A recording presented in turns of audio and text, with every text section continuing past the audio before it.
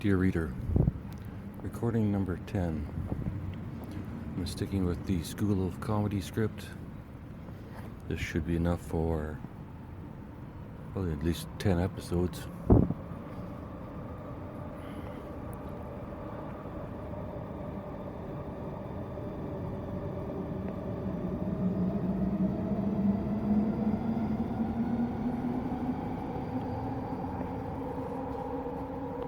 I'm tired of commenting about this world.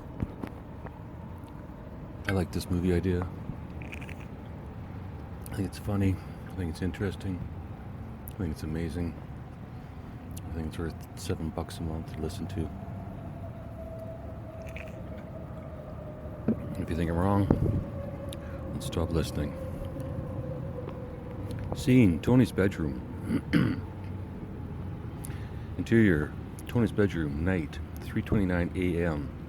A dimly lit bedroom. Tony Hinchcliffe, a moderately handsome but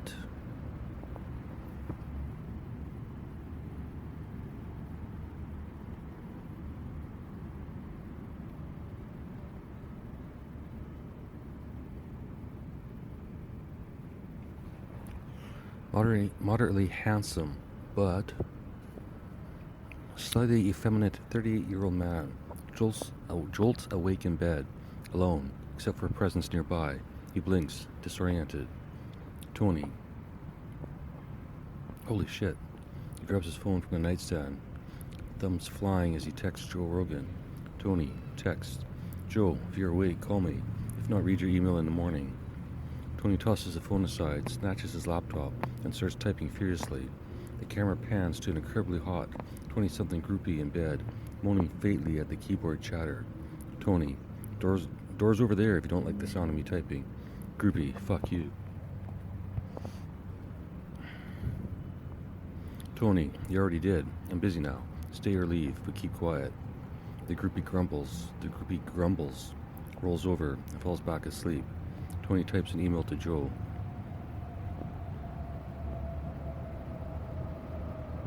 Tony, voiceover. Joe, I keep having the same dream. It's driving me nuts. You're in it, and... Suddenly, the lights go out. Total blackness.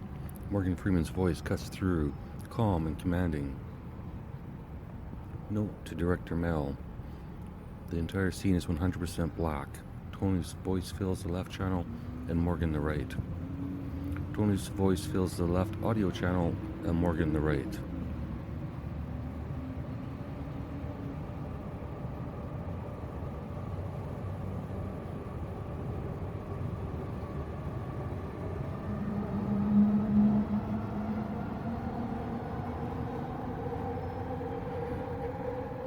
Morgan Freeman, voiceover. Not yet, Tony. Tony freezes, instantly recognizing the voice. Tony, Morgan Freeman? Where are you? Am I dead? Morgan, voiceover. You're not dead, Tony. You're still in bed. With your friend. Tony, she's not my friend. I'm not sure of her name. Morgan, you know her name, Tony. Tony, fine, but I don't care about her. Morgan, obviously. Tony, I can't feel my body. Morgan, I know, but you're fine, yes? Scared? Tony, not scared. What is this, a Bruce Almighty scenario? Morgan, in a sense.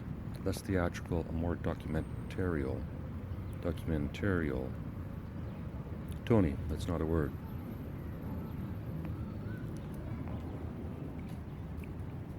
Morgan, I know, but I just made it a word. I'm your god, Tony. Tony, fine, but it's difficult to pronounce.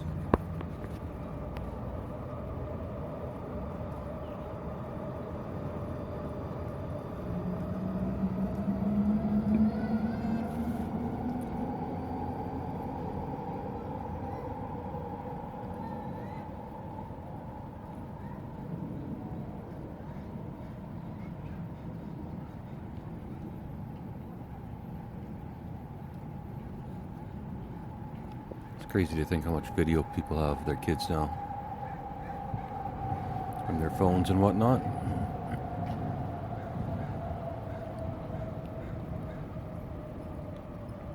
I might be in one video before the age of 4. guess it wouldn't be a video, it would be film. Didn't even have video when I was born. So fucking old I am. Listener.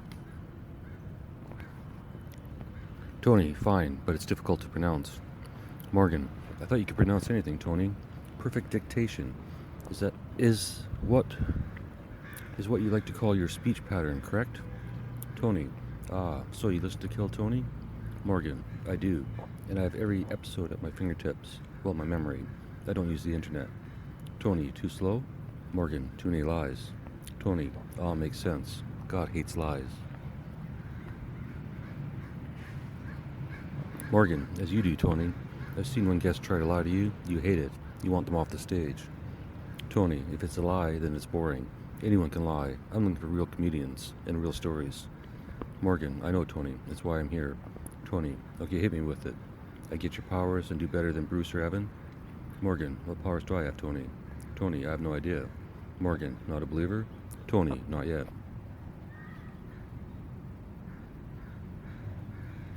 I guess if I don't read something out loud for 6 months, I forget what the fuck I wrote.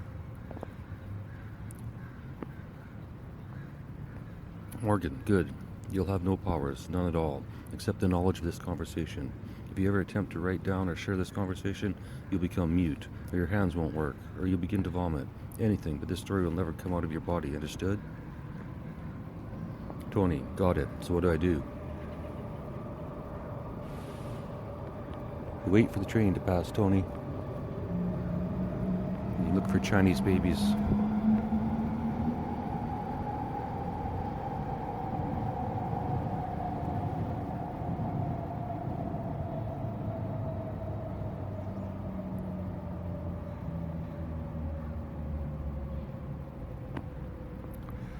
Tony, got it. So what do I do?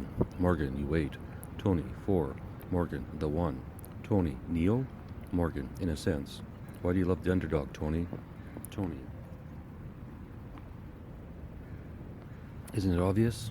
Morgan, your upbringing in Youngstown, Ohio? Growing up in a poor neighborhood? The usual reasons, yes? Tony, you just read my mind? Did you just read my mind? You just read my mind. Well, that's a fuck up. Morgan, do you want me to? Tony, no. Morgan, why? Too much to hide? Tony, no. Morgan, I have an interest in reading your mind. I have no interest in reading your mind. If you have the time, we can continue to speak like this. Tony, in a black void where I can't feel my body? Morgan, you can feel it, Tony. Take it a second. It's there. Deep breath. Tony inhales deeply. A slow realization settling in. Tony, okay, I see what you're saying. I feel a bit. Morgan, good. Now this is what I need you to do for me. Tony, ready. Morgan, nothing. Tony, nothing? Morgan, keep doing what you're doing and keep doing it for whatever reason. Tony, a bit more specific, please? Morgan. Keep doing Kill Tony. Keep finding the comedic...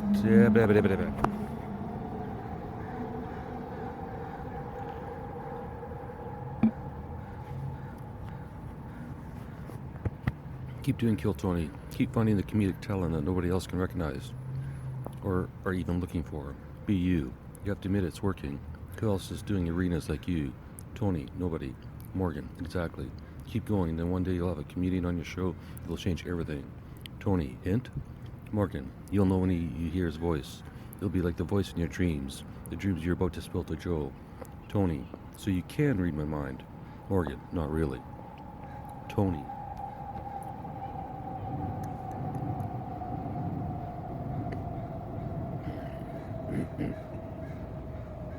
Tony, and then what? When I hear his voice, what will happen? Morgan, then you'll be able to talk to Joe, and he'll be able to talk to you about this conversation. Tony, so no special powers? Morgan, not yet. Tony, so do what I'm doing but wait and not tell anybody? What's the point? Morgan, patience.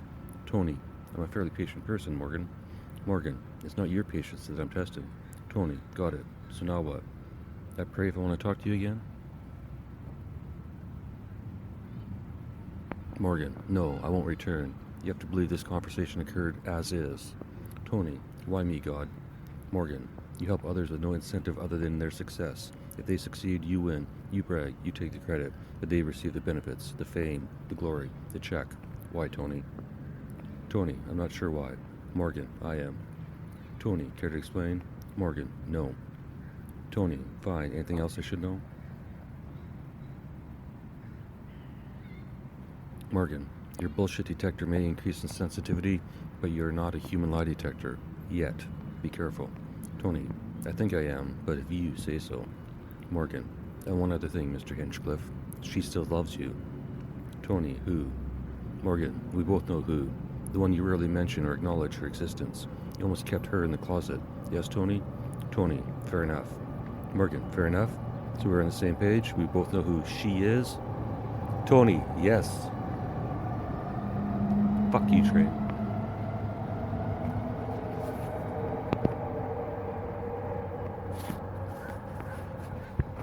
People paying me $7 a month Canadian. They expect fewer interruptions. But until they actually pay me, I can buy an actual microphone. Too fucking bad. The blackness holds for a beat, then cut to, lights on, in original position before the blackout. End scene. Scene, Joe and Jimmy. Interior, Joe Rogan experience. Studio, day. The studio hums with laid-back vibes. Soundproof walls, mics poised. Monitors flickering. Jimmy Carr, sharp-witted and impeccably dressed, strides in and sits across from Joe Rogan.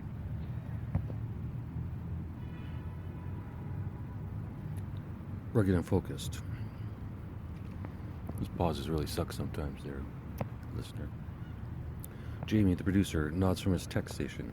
Jimmy to Jamie. Hi, Jamie. To Joe, are we ready? Joe, never mind that. Are we ready? Jamie. Jamie, yeah, we're good. Jimmy, I am. Joe gives a thumbs up. The podcast kicks off. Mike's hot. They dive into comedy, past, present, future, bantering effortlessly. Time passes, a montage of laughs, nods, and quick cuts of their discussion. Jimmy, I'd like to start a school of comedy, or a...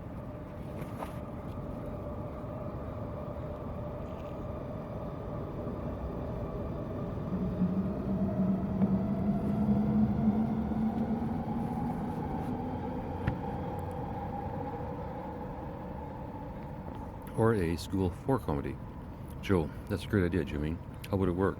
Jimmy, I'm not sure yet. Joe, I'm still working on the concept, but I'm thinking of something structured, a class or a program or a diploma, maybe for high school, maybe secondary school, I'm not sure.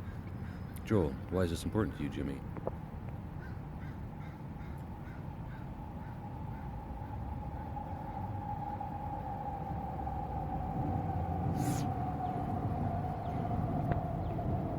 By the way, listener, I typed out this whole fucking script by hand. I didn't dictate it.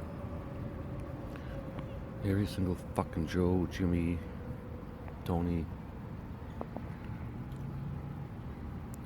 Probably why my fingers hurt. Joe, why is this important to you, Jimmy? Jimmy, because I think, Joe, I learned more about life from comedy than I ever did from school. It wasn't until I learned how to laugh at myself that I could live with myself. It seems to me, Joe, a lot of kids coming out of school these days are driven, but not happy. Determined, but without desire. Their pure desire past their own materialistic goals. Without desire, pure desire past their own materialistic goals. Joe, shit, Jimmy, that sounds deep. Jimmy. Sorry, Joe, I've been thinking about this opportunity for a long time. Joe, I can see that. So you're thinking of brick and mortar school, virtual school, what's the plan? Jimmy, I'm not sure, Joe. I think any and all. Maybe I don't see why we have to stick with the old method of schooling. After COVID, it's shown us we can do many tasks many ways. And quite frankly, we're literally the only profession without a professional training school. Even actors have schools. There's comedian classes, but we all know that's bullshit. If you don't have the spark in your heart, you'll never be a comedian.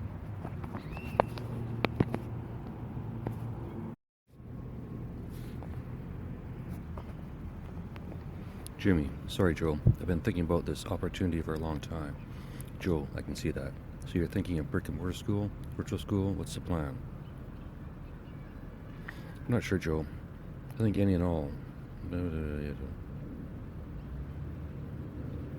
and all, maybe I don't see why we have to stick with the old method of schooling. After COVID, it's shown us we can do many tasks many ways, and quite frankly, We're literally the only profession without a professional training school. Even actors have schools. There's comedian classes, but we all know that's bullshit. If you don't have the spark in your heart, you'll never be a comedian. Joe, yeah, totally. Jimmy.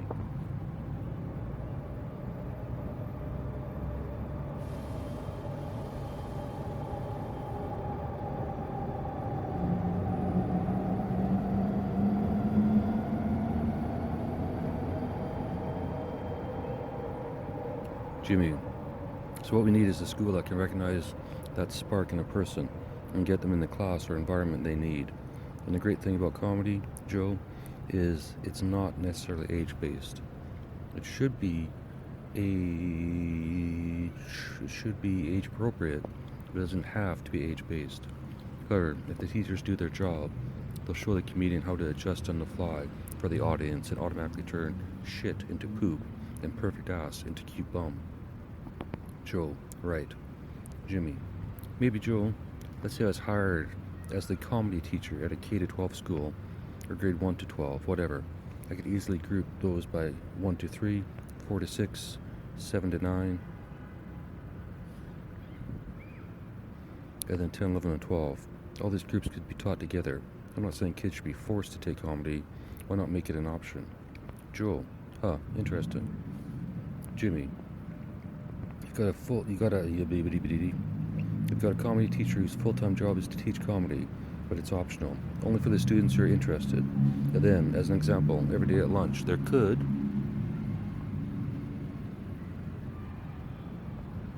be a section of the lunchroom or cafeteria where stand-up is done. People eat their lunch, watch stand-up, and laugh. But they're respectful, and they listen to the comedians. If they don't find the comedian funny, they don't laugh.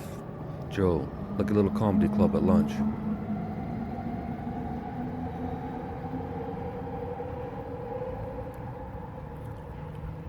Here we go, reader. You got a couple with matching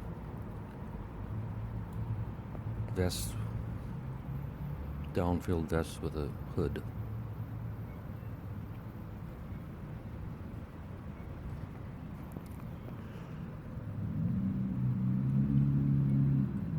If I've ever found wearing a matching outfit with Grace or Betty or whoever, please slap me.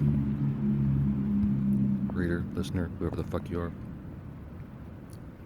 Jimmy, exactly. And assuming there's 2 lunchrooms, one for younger kids and one for older, they can perform for their own age group. Or if their act is really good, they get bumped up. There's no reason a grade 2 student who's funny couldn't make the grade 7 students laugh, especially if their comedy was unique. Joel, that's wild, man. Jimmy, no matter what,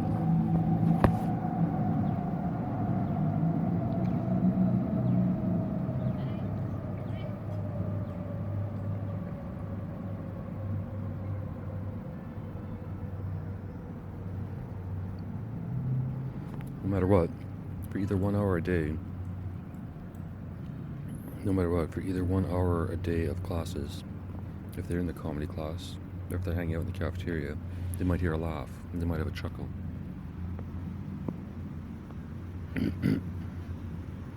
That day, I don't know about you, Joel, but I remember going to school for lots of days and never ever laughing. Joel, yeah, same here. Jimmy, maybe that's why I became a prick comedian and stopped paying my taxes. But to be fair, there's another course, or at least a lesson, we could add for a wannabe comedian. How to pay your taxes. Why you should pay your taxes. Why it's important to follow the rules of law. Blah, blah, blah. Don't do what I did. Here's my story. Joe laughs. That's a good one. That would be a good one.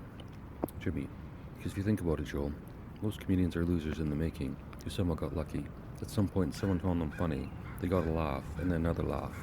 Decided to get on stage and eventually become a comedian. Think of your comedian friends, Joe, as I think of mine.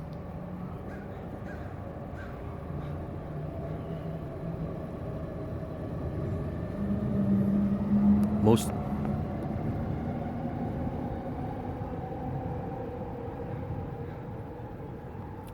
of them, without comedy, would be lost.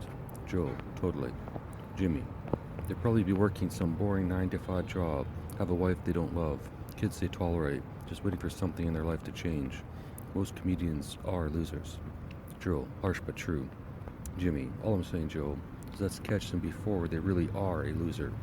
Instead of teachers who have kids misbehave and throw them out of class, when kids speak the truth, send them to the comedy class. Let them talk it out in front of other comedians. Let them explain why they are misbehaving in class, and then make jokes about it. Joe, oh, I like that. Jimmy, you either have the person who was poorly behaving turn around to make a joke, or have the class show him or her instead of disrupting the class. You could have just made a joke, entertained everyone, and moved on. How many comedians were called the class clown or acted like one and eventually became a comedian? Joe, a ton, yeah.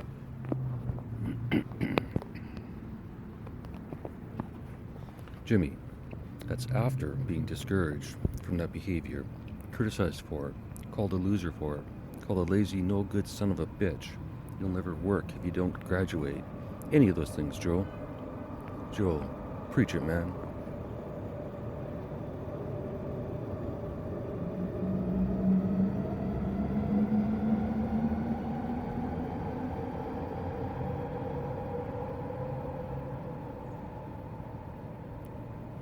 All we should be doing is celebrating that class clown, teaching them or her when it's appropriate to let a zinger go to relieve the stress in the class, or just for entertainment.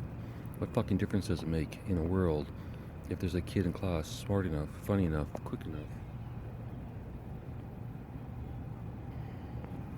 bright enough to make both the teacher and the entire class laugh with a single quip? Joe, right. Jimmy.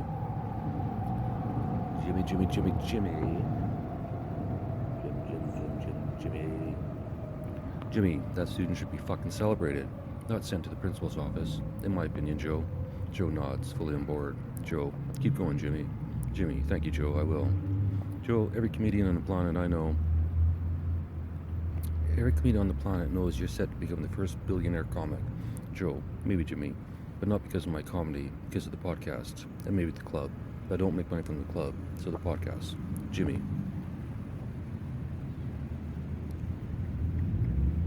Oh, I see, Joe. So you're saying your podcast isn't funny? Joe, no, the podcast is funny, but it's not a comedy show, it's a podcast. Jimmy, and in this quote-unquote podcast, Joe, how many times do you laugh? Joe, depends on my guess, Jimmy. Jimmy, in almost every podcast you laugh, correct? Joe, I'm not sure, Jimmy. There are a few serious ones. Jimmy, alright, if I had AI go back through every one of your transcripts, chances are you laughed in almost every one. Let's say 99%. Joe, fair enough, Jimmy.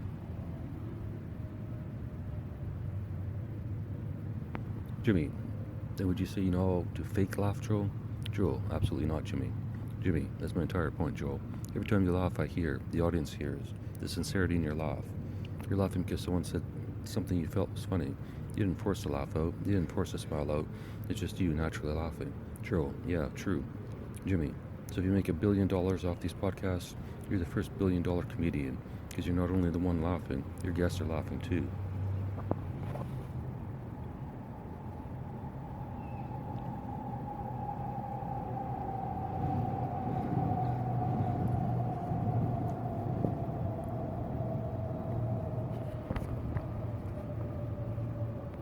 Because you're not the only one laughing. Your guests are laughing too.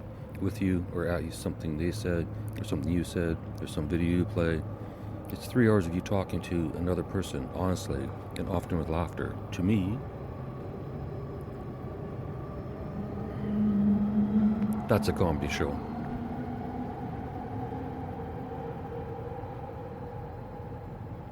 Joel, huh? Jimmy, to me that makes you a comedian in these podcasts. To me, that makes you the first billionaire comedian. Well deserved, by the way, mate. Joe, thank you, Jimmy. But as you know, I don't do this for the money. Jimmy, I know, Joe. I'm just making a point. What would you be doing, Joe, if you hadn't gotten into comedy? If you had failed as a comedian, what do you think you'd be doing? Joe, training martial arts, maybe? Jimmy, do you think you'd ever gone back? Do you think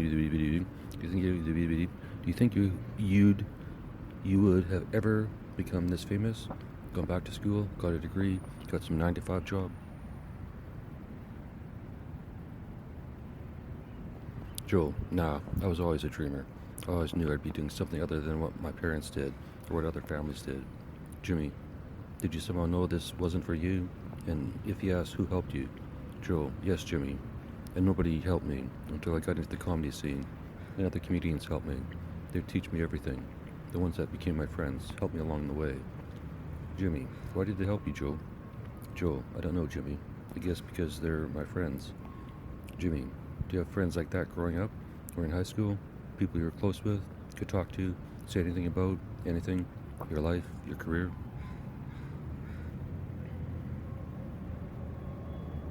Good fucking script, listener.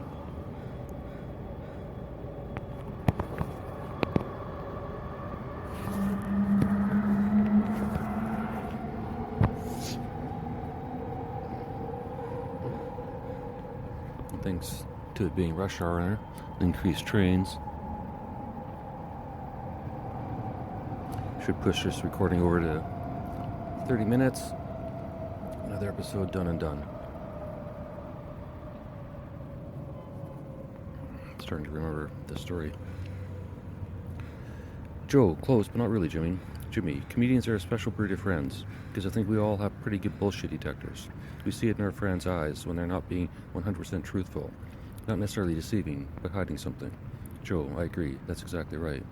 Jimmy, that's why I want to start some sort of school or system or trial project, something. Let's find these kids that are us when we were them. Find a way to pull them out of their current path, which isn't conducive for themselves, their family, or society. Joe, yeah, I get that. Jimmy, educate the educators. That comedy, laughter, that educate the educators. That comedy, laughter, joy are always ways to communicate ideas, more interestingly than the current system.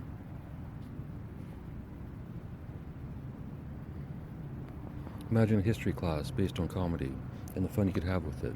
Tell the students, here are all the facts you must include, but other than that, have fun. Go to town, create something artistic to teach the story. Joe, that'd be awesome. Jimmy, if it's good, it can go up on the school website. They can redo their play or act or whatever at a lunch hour or assembly. I'm not saying the whole school has to be based on comedy, but if we open their eyes to the benefits of the comedy lifestyle, they might also open their eyes to the benefits of looking at life a little more open-mindedly.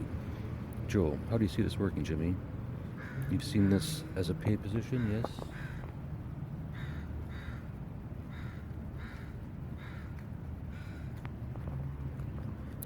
Jimmy, yeah, but wouldn't any current comedian who's qualified to teach comedy also be unqualified to teach children? No degree, no teaching degree, no nothing?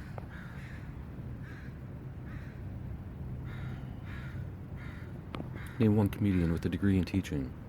And probably, if they're a comedian, they've got some sort of criminal record or shady past. Most likely some sort of addict at some point in their lives. Joe laughs. Yep.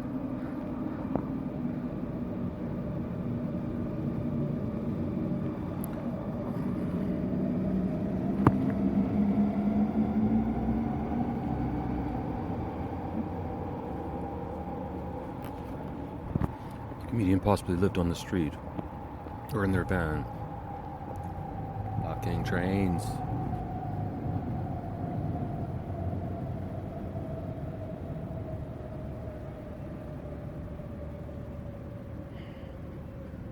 Possibly lived on the street or in their van or wherever until they made it.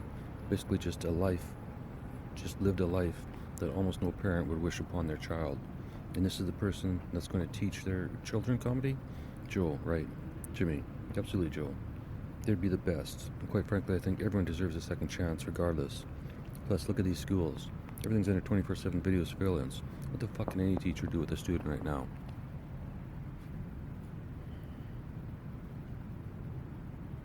Joe, true.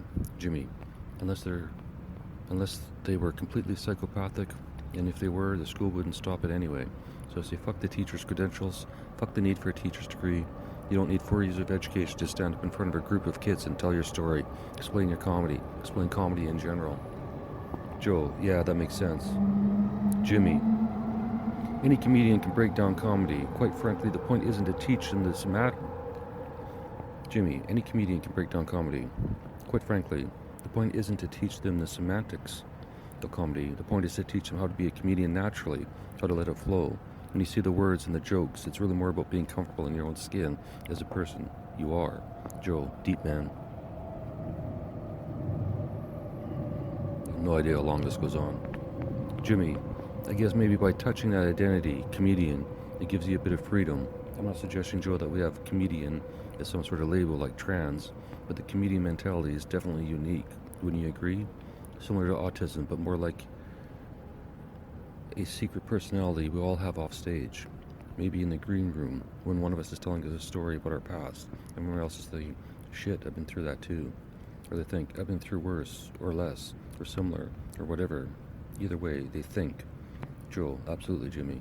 Jimmy, and I suspect, Joe, you're much like me, where you have close comedian friends you trust, comedian friends you don't hang out with, comedian acquaintances, and then comedians you avoid at all costs, or something like that. Joe, pretty close, Jimmy. Jimmy.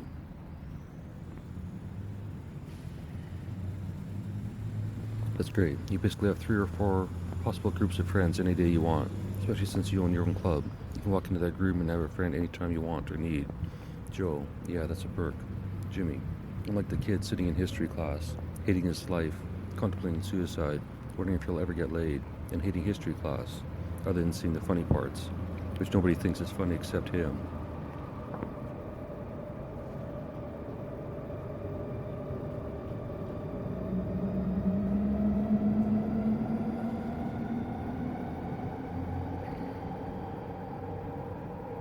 Especially the teacher, because every time he makes a crack about Hitler, he gets sent to the principal's office for some reason. Joe laughs, poor kid. Jimmy, in a nutshell, that's what I'm trying to end. If we can accept little boys and girls want to be other... If we can accept little boys and girls want to be other girls or boys, why can't we accept a person for being funny? No gender, just funny. Just a funny person.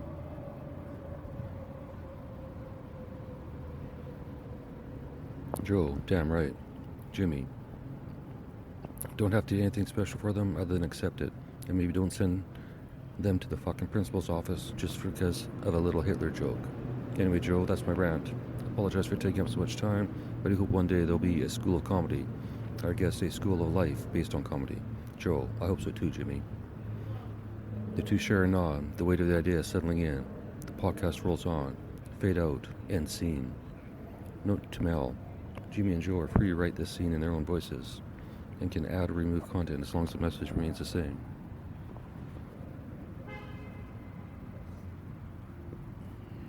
End scene. End recording. 33 minutes. Perfect. David J.